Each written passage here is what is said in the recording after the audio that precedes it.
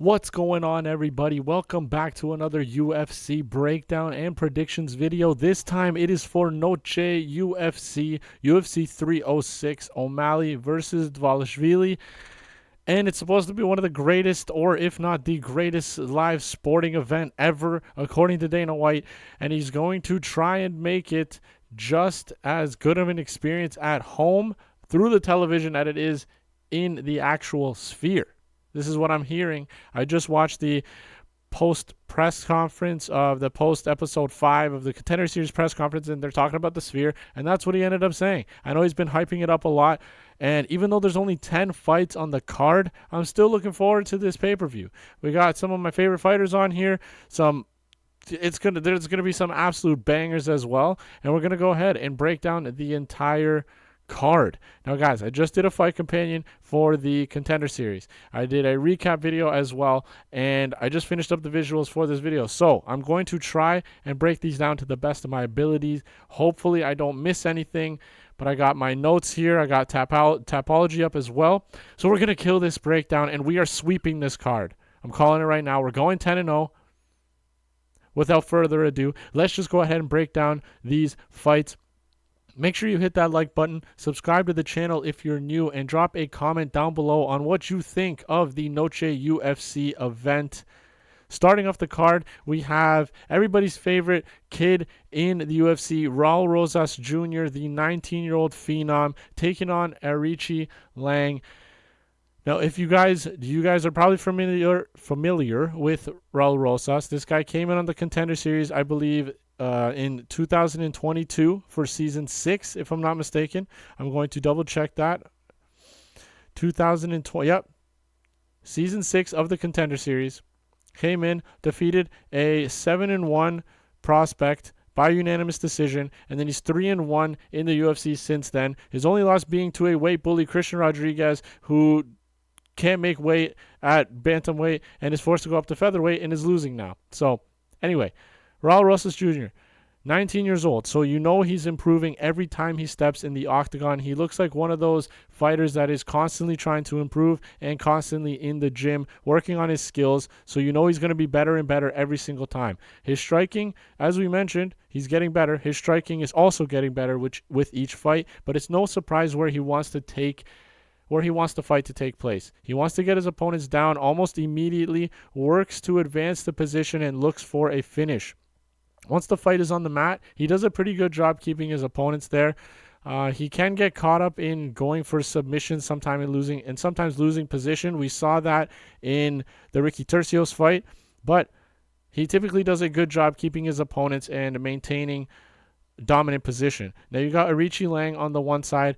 On the other side, he's got a kickboxing background. He keeps a relatively stationary stance when he fights, which allows him to almost have power in almost every single one of his shots because his feet are always basically planted. He walks his opponents down slowly as well in that stationary stance, so he's not one to throw out all these unnecessary movement. He's kind of just planted, just walking forward, and that's his striking style. He's very measured on the feet. He counters well, and he chops at legs nicely. Now, Raul Rosas Jr. is going to be my pick, okay? Him being a -800 favorite, though, is kind of wild. All right, he's still only 19. Like, yes, I get he has 10 fights worth of experience now. He's gotten his feet wet already in pro UFC. He has 4 fights in the UFC already, and he's 19. So I get it. He has the skills to defeat a fighter like Aoriqileng, but being a -800 favorite is crazy. Okay, I understand him being a favorite in this matchup because of how good his wrestling is, and we know that Aoriqileng can get taken down and controlled, but -800 is nuts. The wrestling threat will cause hesitation on the Aoriqileng side. So Rosas is striking. He might be able to find some success on the feet, but I think ultimately Rosas does what he does. He takes this to the ground, gains control, and I honestly think he can find a submission. Aoriqileng, I think, has been submitted 4 times in his career. 3 times, but I honestly would not put it past somebody with the talent of Rosas on the ground to find a submission.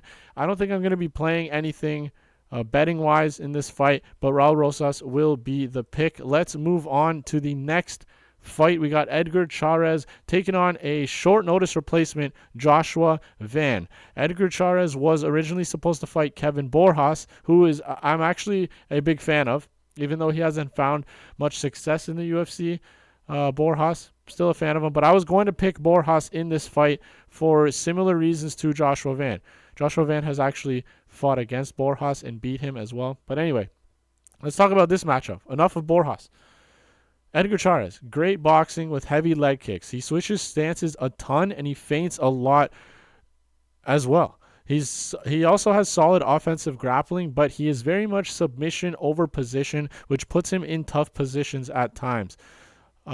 More specifically, I believe in that Tatsuro Taira fight. Tatsuro Taira is hard to grapple with. I get it. But there was a lot of moments where Chairez lost position because he was trying to find a submission over him. He also jumped guillotine a few times against him. So he's very much submission over position. He can also get taken down and controlled. And on the feet, sometimes he overextends when he strikes, and that could be disastrous against somebody like Joshua Van. Now, on the Van side, he also has fantastic boxing. I think he has better boxing than Chairez, to be honest. He's quick, precise, and he has solid combos on the feet. He can be a slow starter, though, but it's because he spends the first few minutes of the fight picking up reads on his opponent so that he can really find his mark later on in that first round or typically in the second and third round. Now, he's cool and calm during his fights, and even though, like I said, he can be low volume at the start of the fights, he stalks his opponents, walks them down, and uses his striking defense to stay safe while he walks them down. In Van's last fight, because a lot of people are going to be looking at that last fight against Charles Johnson. In that last fight against Johnson, he seemed to struggle with the high volume output. Charles was always giving him something to think about. He was throwing legs, teep kicks to the body. He was throwing leg kicks, 1-2s down the middle. Charles Johnson was also moving around the octagon a crazy amount, like typical Charles Johnson, with his footwork, trying to be elusive and not be a standing target for his opponent. Now, somebody like Chairez is not nearly as active on the feet. He's not going to be giving the same problems that Charles Johnson did in that fight to Van. I truly believe Van is the better striker as well in this matchup, and he's going to find success counter-striking. Like I said, Chairez overextends, and somebody like Van does a fantastic job picking up reads and tendencies from his opponents, and he's going to find his timing on Chairez when he throws out those overextended shots. He also has a great sprawl, and should be able to keep the fight standing to avoid the submission threat of Chairez. Now, I don't see Joshua Van shooting any takedowns for Chairez to jump guillotine or to even get the fight to the mat. And like I said, Joshua Van has good takedown defense, so I don't think the submission threat of Chairez is going to be as apparent, if that's even the word I'm looking for. And honestly, I'm not to cope or anything because I like Joshua Van and I was really hoping he beat Charles Johnson. But that stoppage, yes, he did get knocked down, but it seemed like it was a new ref. And we've seen fighters get dropped like that and at least take a few ground and pound shots and sometimes recover from that position. Joshua Van sprung up immediately after getting, he was knocked down and then was going like this. He was getting up, but I guess it was like a newer ref and he didn't want to get backlash or whatever. He jumped in immediately, and it was the fight was stopped. Somebody like Joshua Van, 22 years old in flyweight, he could have recovered. I'm not saying he would have won that fight because I think it was 1-1 going into that third round, and that getting dropped, it's hard to come back from. Regardless, I think Joshua Van gets this done. Let's move on to the next fight. We got Yasmin Jauregui taking on Ketlin Souza. A lot of people are calling her Jauregui, but I'm pretty sure J, the letter J in Slavic languages is a Y sound, whereas in Spanish and stuff it's a H. And considering she's Mexican, I don't think her name is Jauregui because she literally has a Y in her first name to represent the Y sound. So I'm pretty sure it's Yasmin Jauregui. Regardless, she's taking on Ketlin Souza in this matchup, and on the Jauregui side, she's a very talented striker. She's technical and powerful on the feet with great movement that allows her to stay safe for the majority of the time in her fights. She attacks the legs well of her opponents and to slow them down so that she can land her big shots. She also has awesome takedown defense to keep the fight in her world on the feet. I'm pretty sure she has 100% takedown defense in the UFC. Now, Souza, decent fighter. She has a nice, bouncy, upright stance. She's always on the front foot, pressuring her opponents, and she mixes in attacks well and has decent kicks. Not only leg kicks, she likes to kick to the body also.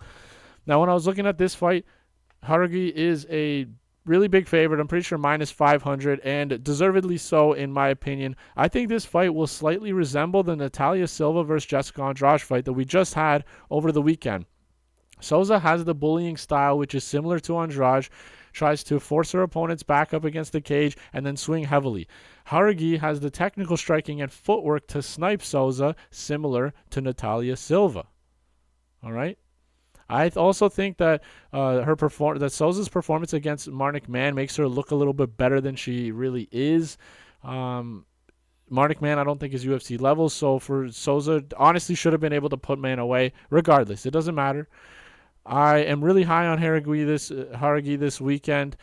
She is too big of a favorite for me to be like taking too much. I think it's like minus 500 is just too much. You can't really do anything other than like a full 10 piece, which I always do. I always bet like $1 or $2 on every single a parlay for every single fight. She will be on it. I'm really high on her this weekend. The only thing I worry about is Yasmin's chin. And the reason why I say that is because we all know the 22nd KO that she suffered to Denise Gomes. But in her fight against Estela Nunes, she was dropped heavily as well. Souza has decent enough power where if she lands clean on Yasmin, it could hurt her. So I do worry about a big shot on the Souza side. But ultimately, I just think Jauregui's too good on the feet. I think it's going to be similar to Natalia Silva, Jessica Andrade, like we already mentioned. I'll take Jauregui in this fight. Let's move on to the next one. This is one of the most exciting fights of the night, and it's the fourth one out of the 10. Manuel Torres, El Loco, going up against Ignacio Bahamondes. Manuel Torres is the definition of a finisher. He has 14 career wins. 14 of those are finishes. 13 of them are in the very first round, and he has 7 KOs and 7 submissions. So he can finish you literally anywhere. He's an extremely dangerous fighter, obviously, because of what we just said. He constantly moves forward. He throws with 100% intent every single time he attacks, but he's hittable. Thankfully, he has the typical Mexican chin, and it is incredible. It doesn't matter how much he gets cracked. He's going to be right there to eat it. He's going to eat it. He also does have a good grappling skill set to threaten submissions on the mat. Obviously, you don't have 7 career submission victories without having a good grappling skill set. Now, on the Bahamondes side, he is incredibly massive for this division at 6'3", almost a 76-inch reach as well. He is a very technical striker and has the power to back it up. He weaponizes his length and fights using every bit of that range. He constantly feints, switches stances while mixing in attacks with all 4 of his limbs, and he has incredible volume as well. He's always throwing out something for the opponent to think about or to just dish out some damage. This is honestly a tricky one to predict. Both of these guys have KO power, and both of them are hittable. I'm going to be going with Manuel Torres in this matchup here, as he is more of a danger. He has more of a danger factor, in my opinion.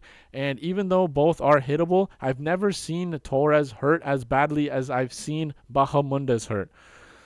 Now, if you are, and also, dude, Manuel Torres, that elbow that he landed on Nicolas Mota, that is the most destructive elbow I've ever witnessed. It was insane. If you guys haven't seen it, look it up, dude. The guy stepped into it and threw his life into that elbow and took the life from Nicolas Mota.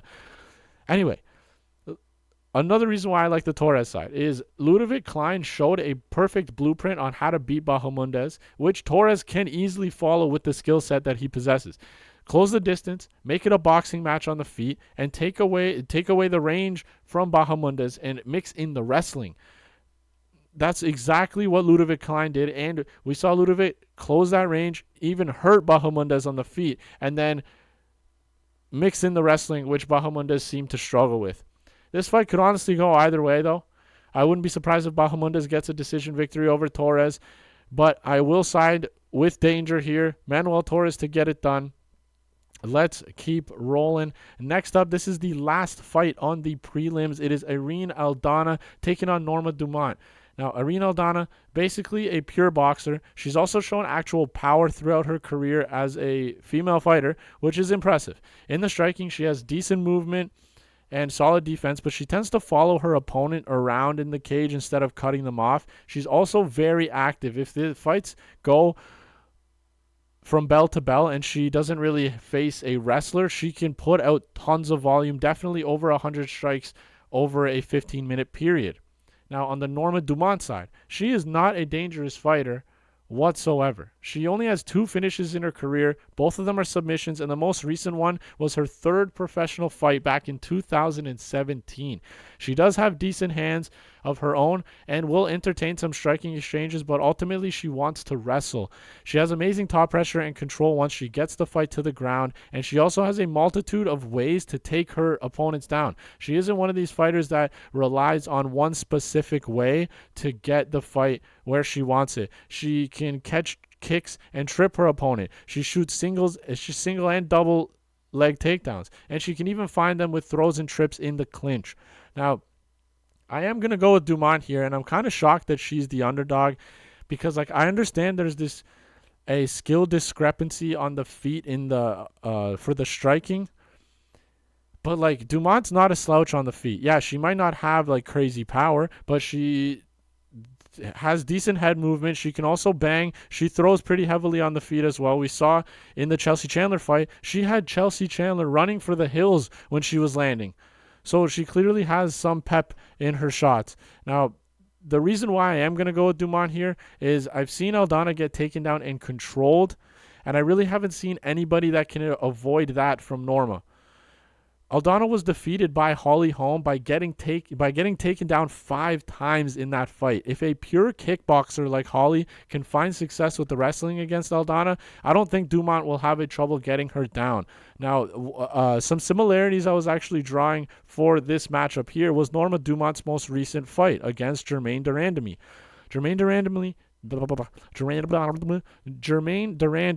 even though she does have a decent grappling, she is a Muay Thai striker. She wants to strike, and that's typically what like I said, she wants to strike. I'm just going to go double check and see how many, 4 KO wins, so it's not that bad for Durandamy, but she has 5 decision victories as well. But typically she wants to strike. And what was Norma able to do? She was able to nullify the threat that Germaine possessed on the feet.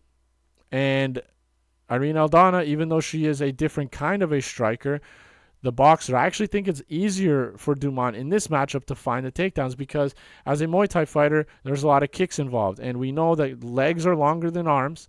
So when you're fighting somebody that has a kick-heavier kind of striking style, it's harder to close that distance and actually land those takedowns. Dumont did a great job catching the leg and taking her down that way. But if she can, because Aldana's going to want to box, that automatically puts Norma Dumont closer to her target, and I honestly think she's just going to be able to win in classic Norma Dumont fashion, take her down, and hold her there. I don't see a finish on the Dumont side because, like I said, she's not a very dangerous fighter, but who knows, man? Aldana's 36 now. Maybe she gets tired. I don't know, but I'm going with Norma Dumont. I'm not going to chase like a method of victory because her being an underdog has enough value in my opinion. So yeah, I'm going Norma Dumont. Let's get to the main card opener. Make sure you guys hit that like button, subscribe to the channel if you're new, and comment down below on what you think of the UFC Noche card. Starting off the card, we got a banger of a flyweight fight, in my opinion. Ronaldo Rodriguez taking on Ode Osbourne. Let me readjust on my seat here. All right, so a lot of people are giving flack to the UFC for putting Ode Osbourne on the main card, but it's not to highlight Ode. It's to highlight Ronaldo Rodriguez, who is a Mexican fighter. All right, so everybody needs to chill out, okay? And when I was breaking down this fight, honestly, like I don't even know what the odds are for this fight. I'm going to double check right now while I'm on here, but Ronaldo Rodriguez, he stays in front of his opponents and he does not care what comes his way because he has fantastic counters. He's explosive and durable as hell. It doesn't matter what lands on him. He's just going to eat it and try to lay you out immediately after. Now, on the Ode Osbourne side, the guy catches a lot of flack because he's 4-5 in the UFC. He gets finished a lot, but he's actually a decent fighter. Now, I'm looking at these odds right now. Ronaldo Rodriguez at -125, dude, is solid. I thought he would be a bigger favorite. -125 is great value in my. It's just. Anyway, Ode Osbourne, actually a decent fighter. He feints a lot in the feet, and he's explosive with his attacks. The problem is he can get taken down, controlled, and submitted. That is a big issue. Now, Ronaldo Rodriguez isn't some big wrestler that's going to be able to take down Ode at will, but he has the grappling to put Ode in some tough submissions, and I honestly think he can probably find a submission against Ode. Another thing I noticed with Ode Osbourne is he likes to give a movement and a reaction for literally everything his opponent does. Like, if his opponent throws out a strike, even if it's not a fully committed strike, he parries it, he moves it around. Like, it just, and if their opponent throws out a kick, every single time this guy's reaching for the leg. Every time. I don't really like that because somebody like Rodriguez, like, it's not necessarily because he's such a great counter striker, but like, and I guess him, yeah, I don't know, man. I can't trust Ode Osbourne here. I can't get behind a fighter that is 1-3 in his last 4, with his only win in that 4-fight stretch being a robbery over Charles Johnson, all right, and being finished in the other 3. He's coming off of back-to-back rear naked choke losses, and either way, regardless of what position Ode Osbourne is currently in his career, I just truly think Rodriguez is the better fighter anyways. And his last opponent in Dennis Bondar, I think he's way better than Ode Osbourne. And look what Rodriguez was able to do. Yeah, he struggled in that first round, got taken down a few times, but Rodriguez's grappling is awesome. He can get taken down. This is actually, I didn't even mention this. He can get taken down, but has awesome grappling where he can reverse positions and get back to his feet. And we saw that against Dennis Bondar. Now, Ronaldo Rodriguez. 1 second here. What was I looking at? Yeah, back-to-back rear naked chokes. And I did not think that the Dvalishvili fight was this year. That's insane. I thought Ode has been gone for a lot longer. But regardless, yeah, I just think Ronaldo Rodriguez, I think this is set up for him to get a decent name under his belt in his second fight in the UFC and get a win in Noche UFC at the Sphere. I think that's what this is. And have a -125 on Ronaldo Rodriguez is awesome. Great value. I will be betting that money line. Probably just straight up, honestly. It's good enough value for me. All right, let's keep rolling. We got another dope lightweight fight. Daniel Zellhuber taking on Esteban Ribovics. And when you watch Zellhuber fight, he is very similar to Bahamondes. Same lengthy frame and the style of fighting. He's not as tall, okay, but he has a longer reach, I think, than Bahamondes does. And he has that same fighting style where he weaponizes the length. He has a solid jab, great combos, and is defensively sound on the feet. That's one thing that he does better than Bahamondes, in my opinion. He also is fantastic on the counterattack. He doesn't force much on the feet. He allows the openings to present themselves. Ribovics, he's also a technical striker. He's explosive, technical and explosive, like Zellhuber is. He has solid power in his hands, and he does his best striking when his opponents are okay with brawling and getting reckless. And what I mean by that, I don't mean like somebody that just comes in and swings wild, okay? What I mean by that is somebody that will sit there and trade shots with Ribovics and like kind of throw caution to the wind. That's where Ribovics does his best because he is pretty durable and he can crack. But somebody like Zellhuber is not going to do that. He did struggle with getting taken down and controlled in his UFC career. We saw it in his fight against Loic Radzhabov and against Kemwela Kirk, but that's not something he needs to worry about against Zellhuber, in my opinion, because Zellhuber wants to stand and strike, and basically so does Ribovics, honestly. Now, this is I can get why people like the Ribovics underdog side, because I'm a big fan of Ribovics. I think he's a fantastic fighter with lots of potential. Even at 28, 28 is still really young. I just think this is a tough stylistic matchup for him. Zellhuber's range and technical striking is difficult to deal with. We've seen how deadly that can be in Zellhuber's last fight against Francisco Prado, where he absolutely picked him apart. Now, I bring that up because Ribovics and Prado are the exact same height, and they have the same reach as well. If you don't believe me, look it up. All right, right here. Height 5'10", reach 69 inches. That is very short for reach in the lightweight division.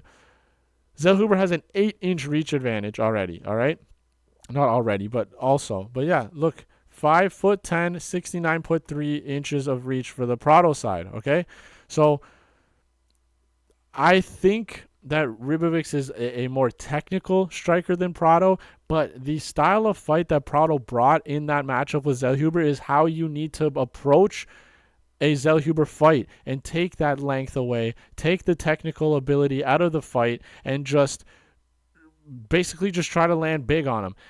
Now, if somebody like Ribovics is, although he can crack and he can land heavily, he does have more technique on the feet than Prado does, and you are not going to out-technique Zellhuber on the feet. So, unfortunately, Ribovics has to make this a brawlier fight, if that's even a word, like Prado did. But we saw what that spelled for Prado in that fight. It was disastrous. And if Ribovics decides to do that, which is going to be his best bet, honestly, in my opinion, unless he wants to try to wrestle Zellhuber, but I just don't see this going well for Ribovics.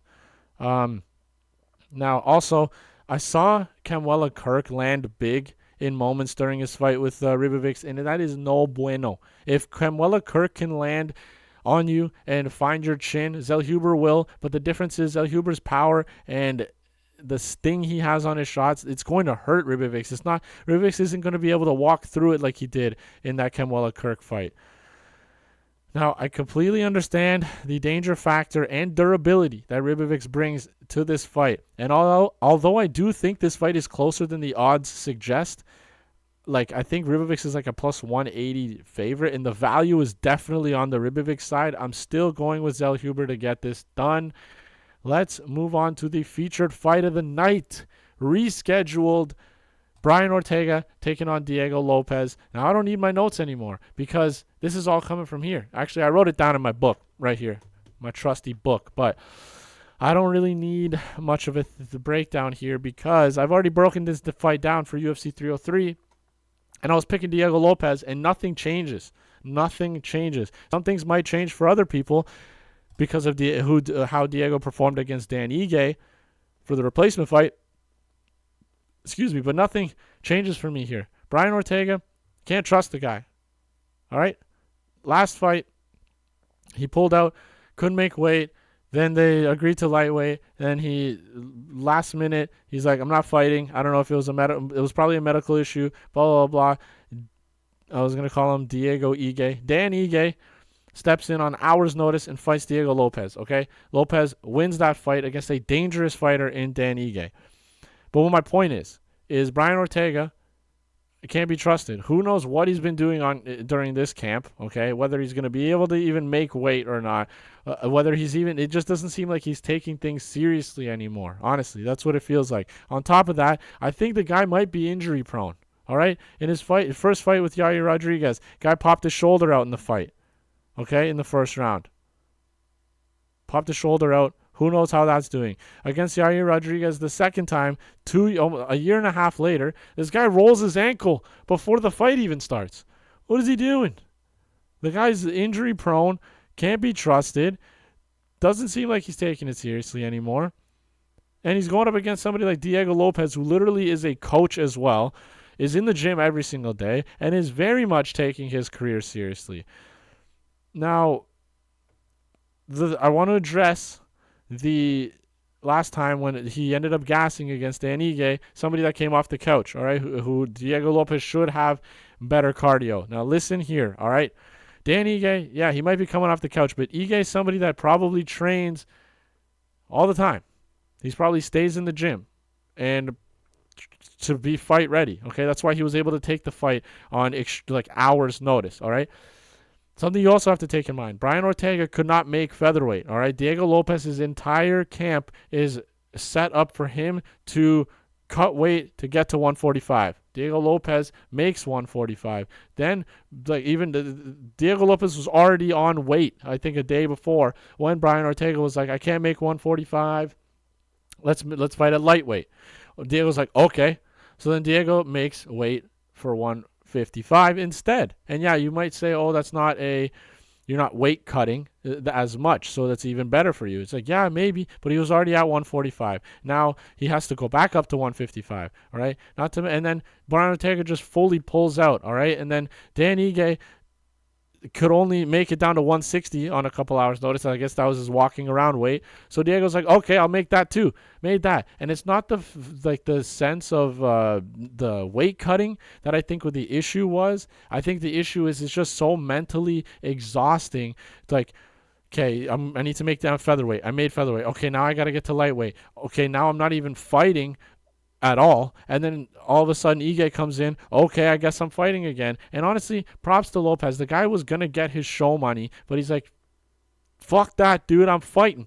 So Dan Ige fights him, and yeah, he gassed, but that's not going to be a thing in this fight. I think he's going to be in much better shape because he's not, unless Brian Ortega pulls something again. And honestly, with all that rant, I just think Diego is a younger, faster, more explosive version of Brian Ortega. I know that T-City has fantastic jiu-jitsu, but so does Diego Lopez. On the feet, I think Lopez can crack way harder. I think he's more powerful, more explosive. I think he's faster on the feet as well. And I just can't get behind Brian Ortega anymore. I don't trust him. Let's move on. Diego Lopez is going to get this done. Let's move on to the first of two title fights. We got my girl, Alexa Grasso, going up against Valentina Shevchenko. And yes, I'm sure with how I introduced them, you know who I'm going to pick. I'm picking Alexa Grasso to get this done.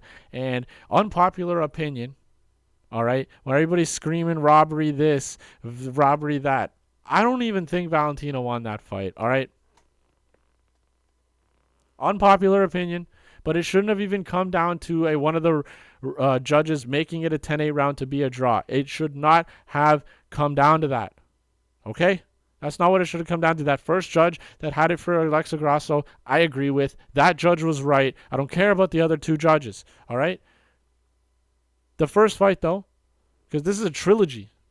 Remember that. These girls have already fought each other twice. The first fight, Shevchenko was winning, and the difference was the wrestling. She was able to take Grasso down and control her down there where she was finding her most of her success. But in that fourth round, Alexa Grasso was able to get the back of Shevchenko and choke her out. All right? So that's one positive that I like on the Grasso side, is she was getting beat basically the entire first fight. She choked her out 4 minutes and 34 seconds into the fourth round, which means she almost fought 20 minutes against Shevchenko, where she was losing the high majority of that fight, and she never quit. She found her opportunity, took it, and won the belt. Okay, that second fight, you already know where I stand with that. I do not think it should have even been a draw, but not in the same sense that you guys do, where the judge shouldn't have given a 10-8. I just genuinely thought Alexa Grasso won that fight. Split decision is fine with me because the rounds were close, but I just truly think she won. She made a ton of improvements in that first round from the first fight. Valentina didn't find as much success in the wrestling, and Alexa looked crisp and clean on the feet, and she even knocked down Shevchenko in that fight. I want to see if they actually recorded it as a knockdown. Yeah, they did. Okay, good, because she put her down. Rather, everybody's like, oh, it wasn't a clean knockdown. She slipped, or she the momentum and rolled over. That was a knockdown. Alexa Grasso put her down. All right. And at this point in their careers, I think I can count on the 31-year-old to be making the improvements and actually coming back better than she was before. A Shevchenko that is 36, it's just, even if she was the same level that she was in the first and second fights against Grasso. Alexa Grasso is going to be improving at 31 years of age. And like I said, even if Chevy was plateauing with her skills, even though I think she's declining at 36, I just think Grasso's going to come into this one just better. Her boxing is fantastic. Yeah, Chevy has good kickboxing, but Grasso's hands looked clean in that second fight. I'm sure she's in the gym working on that takedown defense so she doesn't get stuck on the ground and lose those rounds closely because of maybe like a takedown and some control on the Chevy side. But I just really like Grasso to get this done. I think she's going to keep her belt. And dude, this is the other thing. Like, I'm not trying to say like conspiracy this, conspiracy that. I truly just think Alexa Grasso at this point in their careers is better. Key sentence there. At this point in their careers. At one point, Chevy was one of the... Sorry, she definitely was. But if Amanda Nunes didn't exist, she was arguably the best female fighter on the planet. But right now, I don't think that she is. I think Grasso is better. And one thing, like I said, I was kind of veered off from the conspiracy thing. Regardless... Conspiracy this, last time they fought, it was on Mexican Independence Day. I believe it was Noche UFC last year, almost literally a year ago to the day. I think it's a 3-day difference because it was on my mom's birthday last year, or I guess at midnight. It was the day before. Anyway, if you think that 10-8 round was some fuckery where they wanted to keep Grasso, they wanted to give Grasso, like, let her keep the belt, all right? If this is even remotely close again, do you think they're going to give it to Shevchenko? Come on, man. They're not going to, but I don't think it's going to be as close as the other two fights were or as last fight was. I think Grasso just gets this done. That's my shorty. Let's go on to the main event of the evening. Sean O'Malley, the crackhead looking. Oh, my God, dude. That's the bantamweight champion of the world. That's the best bantamweight in the world right there. Taking on Merab Dvalishvili. Now, there is no surprise. We already know what these fighters are. All right, Sean O'Malley, arguably the best striker in the UFC. The guy's a freaking sniper, and he has power to back it up. He may not look like it, but he literally could be the best striker in the UFC. And he's going up against somebody like Merab, who is a chain wrestler. This guy will shoot endless amounts of takedowns, will continuously... He doesn't care if he misses the first one, the second one, the third one. He doesn't care if he misses the first 10 takedowns. He's going to, an 11th one is right behind it. All right. Or right. Yeah. He's going to just he puts that pace, puts that pressure on his opponents, typically in the wrestling and the takedowns, high volume, and he weaponizes the cardio. And I don't know if you guys are following. A big thing about these predictions is following things on social media. Merab Dvalishvili cut his eye. Got stitches, made this video, blah, blah, blah, blah, blah. That's going to be a target for Sean O'Malley, and you better believe it. All right, on top of that, he's taking his media day pictures, and it's looking like he has staph infection, and staph infection affects the cardio. And if that is his best weapon, what is he going to do? What is he going to do? Now, if we look at some stats, all right, let's just look at some stats here. Merab Dvalishvili is not a dangerous fighter, so this guy literally has to take down and control Sean O'Malley for the majority of a 25-minute fight. Okay, do you think he's going to do that? He has three KO wins, 1 submission. He has 12 UFC fights, and the only finish that he has is a extremely sloppy finish over Marlon Moraes, who was getting knocked out by literally everybody in his at the end of his career. Like, look at this. Okay, his last 6. He's on a 7-fight losing streak. All right, and this is in his last 9 fights. Moraes is 7 or 8-1. All right, his only win is against Jose Aldo, a split, which is insane. But before that, Cejudo ground and pound knocked him out. All right, beat Aldo. Whatever. Wheel kick knocked out by Corey Sandhagen. Rob Font knocked him out. Dvalishvili ground and pound, okay? After that, Song Yadong knocked him out. This guy named Shaman Moraes knocked him out in the 3rd round. Leg kick by Brendan Loughnane. They got knocked out by this Gabriel Braga guy, okay? So are we really going to rate a finish over Marlon Moraes for Merab? No. No, we are not. Okay, the guy is not dangerous whatsoever. Now, enough talking about Merab. Sean O'Malley. Have you guys seen those videos of the exact same strike There's like it's like this cracking left hook that Marlon Moraes landed on him, and Merab just starts stumbling over. Henry landed the exact same left hand, okay? Landed the exact same. Henry is an Olympic wrestler, dude, not a striker, and he was able to find that same shot that hurt Merab in the Marlon Moraes fight. You don't think Sean O'Malley's going to be able to pick up on that? You don't think Sean O'Malley's going to be... The guy's a sniper. Look what he did to Aljamain. Look what he did to Cheeto, dude. That knee, disgusting. You don't think he's going to have a knee locked and loaded for one of the 1,000 takedowns that Merab shoots? He's going to have 13 knees ready. He's going to have uppercuts ready. He's going to have left hands, right hands. He's going to have kicks, everything. He's going to have everything for him. Sean O'Malley, 7.5 strikes per minute and only eats 3.5. All right, that's a 4 strike. That's a 4 differential. 4 differential. All right.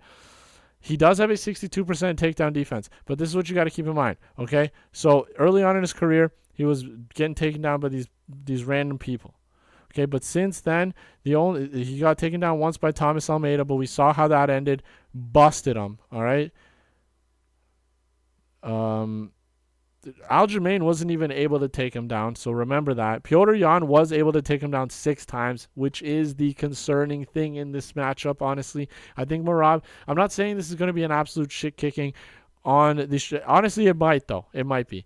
Merab will find some success in the wrestling. I don't think the quality of his wrestling is as good as Petr Yan. Like, here's just some crazy numbers for you, okay? He has a 36% takedown accuracy. So basically, he lands 1 for every 3 that he dishes out, okay? Take this in. We'll go from the beginning of his UFC career. 11 takedowns in his first fight. 6 in his next one. 5, 12, 13. 2 against John Dodson, 5 against Cody Stamann, 4 against Moraes, none against Jose Aldo, which is that's weird. I gotta watch that fight. 11 against Petr Yan, and then 5 against Henry Cejudo. That's insane. Look at how many takedowns he's getting, and look at his percentage. It's ridiculous. The guy's a spaz when it comes to taking down. But that's another thing. There's another hidden, embedded story within those things. That means he can't keep his opponents down. I don't see this going well for Merab. There's so many things playing against him. I think Sean O'Malley snipes him. I think Sean O'Malley knocks him out. And yeah, that's my pick. Sean O'Malley, and still for both of the champions. Let's go ahead and recap our picks. We got Raul Rosas Jr., Joshua Van, Yasmin Jauregui, Manuel Torres, Norma Dumont, Ronaldo Rodriguez, Daniel Zellhuber, Diego Lopes, Alexa Grasso, and Sean O'Malley. Those are going to be the picks for Noche UFC. Thank you guys so much for joining me for another video. I really hope you like the breakdowns. I'm going to be making a best bets video like I did for last week's card, because actually it didn't get like a shit ton of views. Like, I don't really get many views on my videos. Shout out to the people that watch them. But it did pretty well. So it seems like something I'm going to keep doing forward. I'll see you guys in that next video. Thank you guys again for watching. Take care.